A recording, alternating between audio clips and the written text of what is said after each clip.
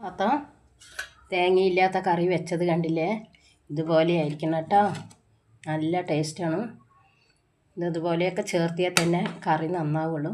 താത്ത സിമ്പിളായിട്ടുള്ള പണിയാണ് ഞാൻ പറഞ്ഞു തന്നത്. എല്ലാവർക്കും മനസ്സിലാവും വിധമാണ് ഞാൻ എല്ലാ വീഡിയോയും നേരെ ഞാൻ പറഞ്ഞു തരുന്നത്. കണ്ടില്ലേ? ഇങ്ങനെ ഇരിക്കണം. വളരെ നല്ല ടേസ്റ്റാണ്. അപ്പോൾ ഇതുപോലെ നിങ്ങളൊന്ന് വെച്ച് നോക്കിയിട്ടോ.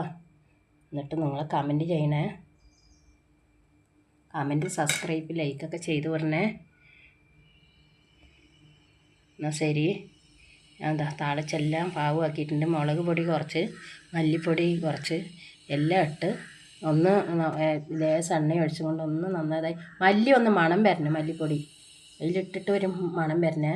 അതുവരെ ഒന്ന് ചെറുതാക്കിയിട്ട് തീ കുറച്ച് വെച്ചിട്ട് ഇളക്കി വിട്ടിട്ട് നമ്മൾ ഒന്ന് ഇതാക്കിക്കൊണ്ട് അതിലേക്ക് കൊട്ടിയാൽ മതി.